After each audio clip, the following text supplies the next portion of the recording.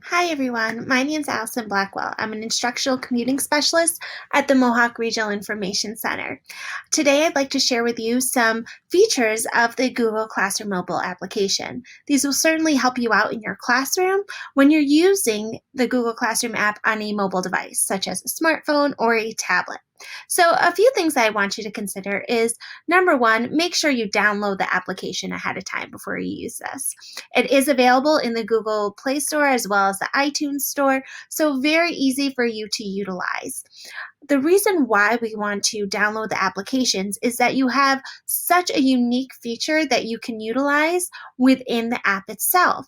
If you were to go to your smartphone or your tablet's web browser and try to access Classroom, you're not going to be able to have as many user-friendly experiences. So we want to make sure that we utilize the application so that this way we can assign assignments, grade things in such an easy fashion. While you're in that app store, you may even want to consider downloading additional G Suite applications such as Google Docs, Google Slides, Google Sheets, just so when you're editing those items, it's so much easier within the app. So first thing that I want to tell you about is when you first log into Google Classroom on your app, it will ask you to log in with your account. Make sure that you use your school account, whether you're an educator or a student, log in. Now, if you are sharing this device with multiple people, you can switch between the accounts. So when you first log in, up in the top right-hand corner here, you will see that you have this little icon that's telling you that you can, that is your account that you are logged into. When you click there, you'll see that's where you can add additional accounts. So we can add another account. We can even remove any items off of this device as well. But this allows for us to toggle right between each of our individual accounts. So if I'm going in as a teacher, but I'm logged in with one of my kids' accounts, I can do that as well. Very easy for you to share devices amongst family members and switch back and forth.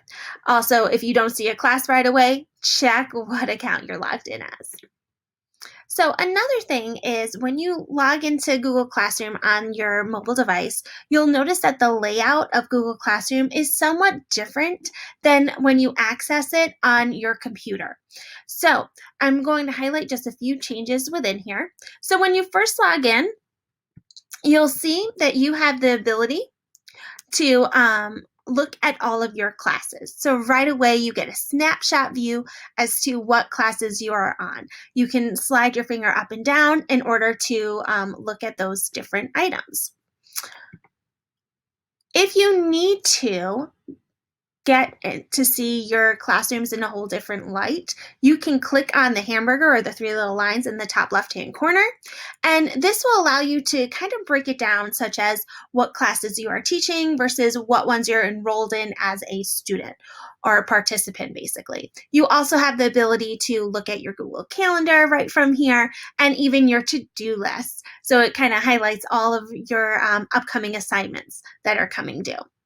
But you'll also notice if you scroll down a little bit more when you hit that hamburger icon, that down towards the bottom, you have the settings. And I like to point this out mainly because this can really change your user experience right on your device. So when you click on settings, you'll see that you have a whole bunch of different options for you to choose from. I'm mainly going to focus on the notifications. So as we know, in Google Classroom, you can log in and select email notifications and what you'd like to receive them for. However, when you're on your mobile device, you can get those little badges to let you know when something happens in your classroom. So I love to enable this, mainly because sometimes in a few of the districts that I work in, notifications get blocked through email. So it's kind of nice to have it on my phone. Plus, I'm more prone to look at my phone quicker than logging into my computer to look at my notifications. So I like to turn these all on. You can decide what type of notifications you want to receive, whether you want it for specifically just comments, items that are posting in the classrooms that you are a teacher of, or which you are the participant of. So you can decide and choose which ones you want notifications for. when I have a big project coming due for my faculty and staff, I like to turn that feature on so I know when someone's submitting things right away and I can get to it immediately. So some other things when we log into our classroom, you'll notice that down at the bottom here, that's where we have our plus sign in order to join or to create a class. Typically when we log into Google Classroom on our computer, we have that plus sign all the way up at the top right. This time it's going to be at the bottom right-hand corner. So when we click on this, you'll notice that this little pop-up comes up that asks if you want to join the class or create a class on top of here. So you can create a class right from your phone if you need to, or if you are joining one, you can join one as well. If not, just if you already have everything set up, click on your class ahead of time. So once you either create your class, join the class, or even click on one that you're already activated on, you'll be brought directly to your stream, just like your if you access Classroom on your computer. So if you click the wrong classroom, need to get back out, click the three little lines or the hamburger at the top left, and that can bring you back to the listing of all your different classes. So you can toggle back and forth. But what I wanted to point out specifically on here is your navigation that we typically have up at the top of our screen has moved to the bottom. So this is where you're going to find your stream, your classwork, the people, and you'll notice that now grading is missing. So you don't have that lovely, I love that grading tab when you're accessing it on your computer in the web browser. It's not accessible through here. You can still grade, but it doesn't have that lovely grid view that I absolutely love. So for here, we're going to make sure we take notice at the bottom. So one of the features when we're in Classroom, we can change our settings. So this is something you may want to double check that you have on here. So when we click our setting wheel up at the top right, we do have a few of the same settings that we've had before, so that this way we can easily change like our name, add in the section information, the subject area if we need to, and get a little granular with what kind of information we want to share with our students. But you'll also notice is that since Google has now integrated Google Meet with Google Classroom, this little section is available for you now. So I just wanted to highlight that, because if you don't see this link here, make sure you select Generate Meet Link, and then this will come up and you will see this toggle. Now, one thing to keep in mind with the toggle button here, you don't slide, you actually just tap on it. I know it's a little deceiving, but that way if you're noticing it's not working, it's not saving, that is why. So make sure you have that available to you as well. You can also change how you want to see your stream postings, as well as any classwork that needs to go to your stream. Now, for this section, you will need to hit save, so make sure you click save afterwards. Now, I had highlighted a little bit about Google Meet. Now, one thing that you'll notice is that the Google Meet integration in your mobile application definitely looks a little different in the mobile app versus if you were to access Google Classroom on your computer.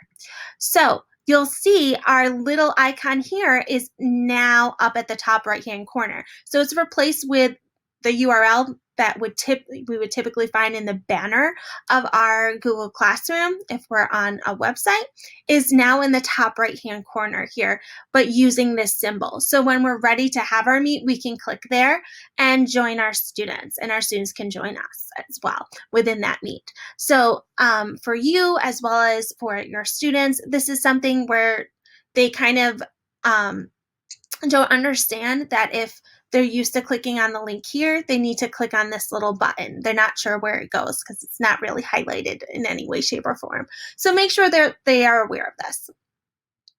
Okay, so next part I want to show you is how to add to the stream. And what's wonderful about the Google Classroom app, it's very similar to what you have available to you on your computer. So if you were to log into Chrome or on your computer at home, it's the same kind of interface, just a tad little different. So you'll see here, I have my screenshot of my classroom. So when I'm in here, you'll notice that you have the share something with your class. So in order to start typing an announcement, remember it's something quick and easy you want to share with your students, something that you just want to draw their attention right away. Make sure you click here to share something with your class. You do have the ability from here to select more than one class. So if this is the same announcement going into multiple classes, just like in our online area, we have the same exact way so we can select the multiple classes from there. The same thing goes for the students as well. So if we're trying to differentiate, we only want certain students to see this, we can select those specific students. So once you select either the classes or the specific students you want, you can then hit done. So from here, just like with our regular announcement, we can add items to it. So this time, instead of clicking the add button at the bottom, we now have the paperclip up at the top. So when we click the paperclip, these are our different items that we have accessible to us.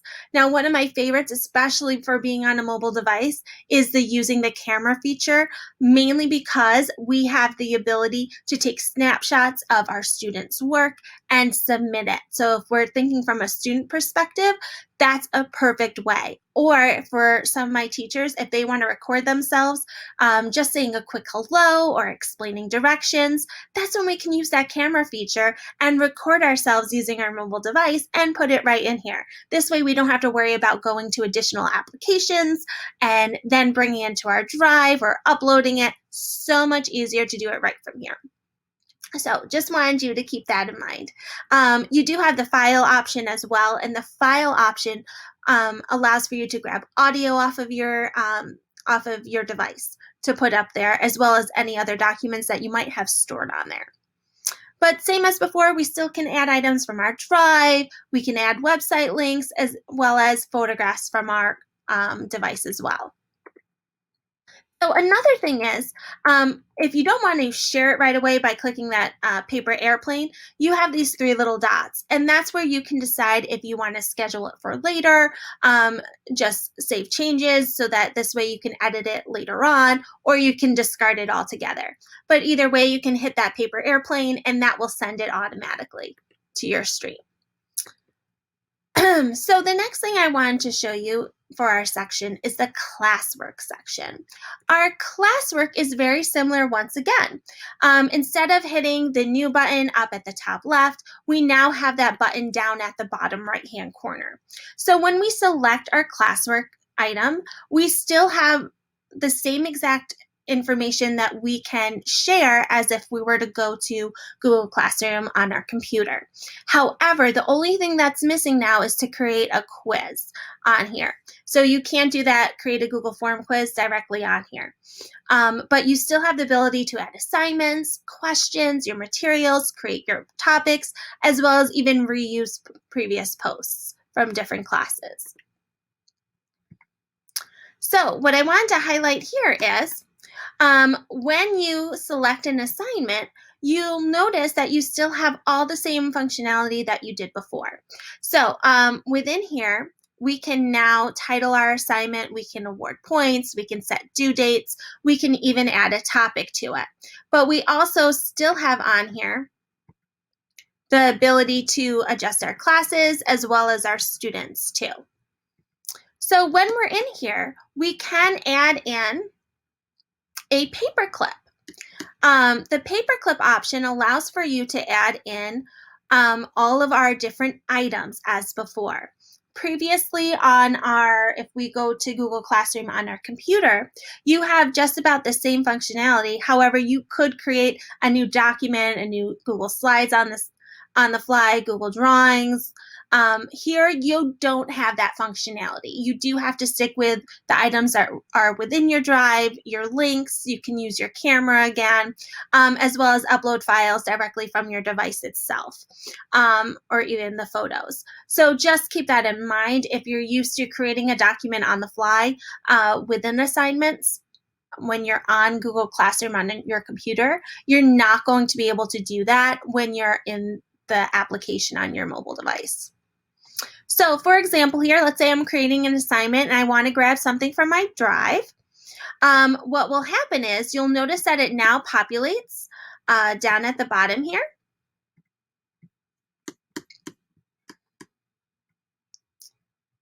And down at the bottom, you'll see I've added my Friends of 10 Google Drawing that I want my students to complete.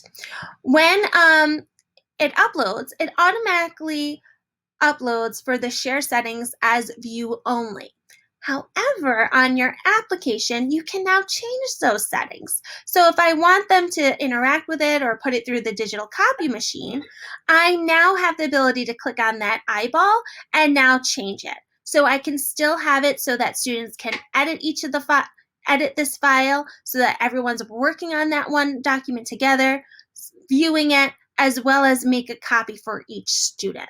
Okay, so if I still want to put it through that digital copy machine, I can now select that option and it will put it through the digital copy machine for me, and allow for each of my students to have their own individual copy in order to edit. So you'll notice the icon in the bottom right-hand corner changes. I like that visual because it's a quick, easy way to make sure I have set up my assignment the way that I intended it to be. Now, once I'm all done, I hit the little paper airplane and it will now go directly to my classroom for my students to work with. Now, another wonderful thing about the Google Classroom application, when we're in this classwork section, you'll notice that we have the ability to sort our topics. So you'll see up here this little backward or upside down pyramid with the lines. This is where we can sort our topics or filter our topics. So now I can select which topic I want, and then it will only show those assignments. So I like to think of it as when we go to our computer and go to Google Classroom, we typically have our topics on the left-hand side, and kids can then click that topic to see where it's at. So here we have to click on that little upside down pyramid in order for them to see those items filtered. Now, as a teacher, if I need to change or edit that topic, I can click those three little dots at the top right, and that will allow for me to edit the name of my topic. Now, grading and annotating assignments are a little different in Google Classroom. As I had mentioned before, you don't have that grading component or tab that we used to, or that we do have in our, if we access Google Classroom on our computer. So here it's a little bit differently. So when we go into Classroom and we're ready to grade or view student work, you'll notice that you can still click on that assignment, but this will show a little differently. I know I love it on the computer end where we can actually see a little preview or icon of each student submission. Here we can't. We actually have to click on each individual person's name in order to see it. So if I click on the student's name, I still have the ability to put in a grade. I can add private comments if I need to, but I want to make sure I click on top of their assignment on here. So when I click on the assignment, what will happen is it will open up into a preview pane. So I basically get to see a little snapshot view. I can't edit it quite so, but I get to see a little overview and kind of gaze through what they have submitted. So the first icon here, this is our little search. So if you click on this search, it'll bring up a search text box field. So you can type in a keyword and make sure that the student has put in those certain words that you need, or if you're looking for a certain part of your document, you can type in that keyword and then thumb through to find it. You'll notice that each of those keywords are highlighted in yellow, so it makes it easy to locate. So once you type in your keyword, you can use the arrows up above in order to find each of those words. Now, the second icon is our edit icon. Now, this is a little deceiving, and this really trips up our teachers as well as students when accessing their materials on a mobile device. So what happens is when you click that pencil, it brings your document into kind of like a preview pane. but we are going to have a transparency put on top of it basically. So what this allows you to do is to annotate on top of it. So it puts a little transparency layer, and you can now use a marker, a highlighter, a paintbrush, in order to work on the document. So you'll see here I've kind of circled, I've highlighted, I have put marker around here. But what happens is it doesn't allow for you to alter the items itself. So if you have specific items, if you're dragging and dropping boxes or letters that you want the kids to interact with, it's not going to work in this preview item or in this editing pane. It only allows for you to basically write on top. You can even also add text by pressing the A, and that will bring up a text box for you to add in. So keep in mind all those tools are down at the bottom for you to use. Now, when you click that Save button, what happens is it turns this document into a PDF. And when it turns it into a PDF, what happens is it will save as a duplicate document in that assignment. So in here, what will happen is that our students will now see the original documentation here along with that edited PDF. So if you're seeing two items showing up, this is why. They made the mistake, they went on their phone and they just annotated on top of it versus actually editing the physical slideshow that you shared with them. So I have a few teachers that constantly ask me, like, why is it showing up as a PDF? This is why. They use the annotation tool in the Google Classroom application versus actually opening up the assignment and editing it in that fashion. So to change this, you'll notice instead of clicking that pencil icon, you want to click that square with the arrow. When you click that square with the arrow, this is when it will open up Google Slides on your mobile device. So for example, I had mentioned earlier, I said when you're in the App Store downloading your Google Classroom, try to download the other ones, such as Google Slides, Google Docs, and Google Sheets. And this is why. When you have that application, you now have the ability to edit that actual presentation or that document or whatever file that has been shared. So you can see can now go in, I can edit the slides, I can move things. So now I have that drag and drop situation that I can use on my mobile device. So on here, I also wanted to show that you still have the ability to add a grade as well as add any private comments to your students when you're in that specific assignment.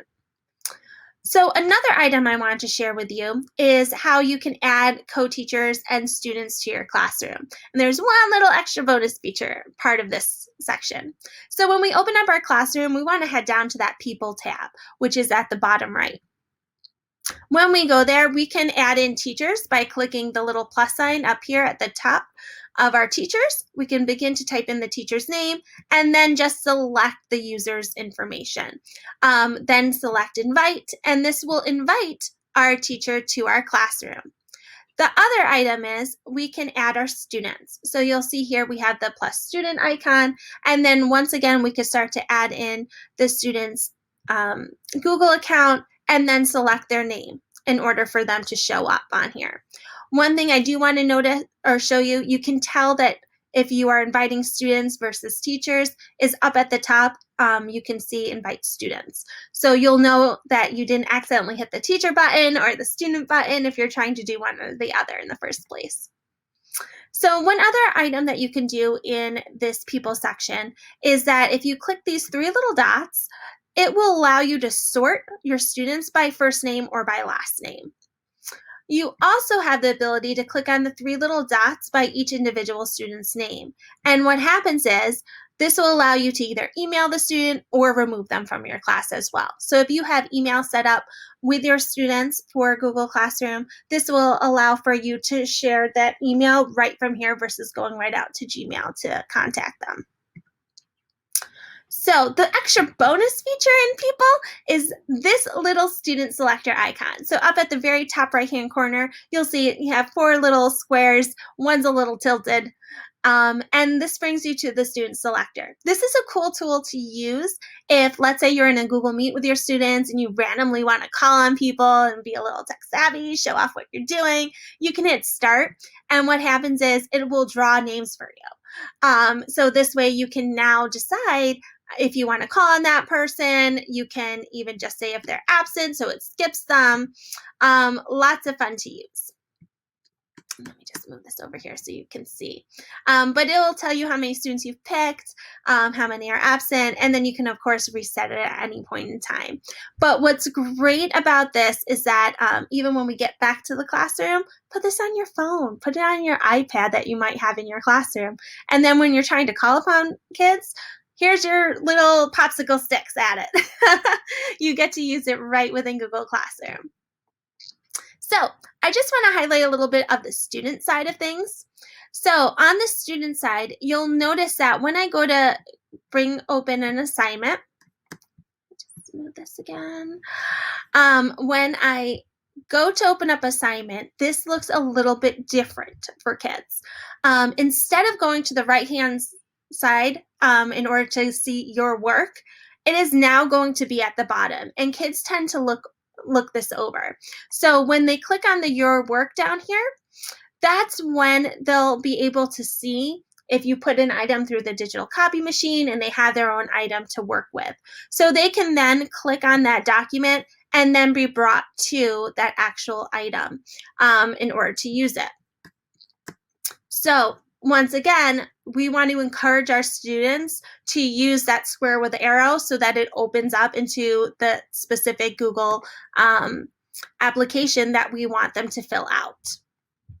Now, another thing that you can do if you're not utilizing the assignments up here is you can add attachments just like before.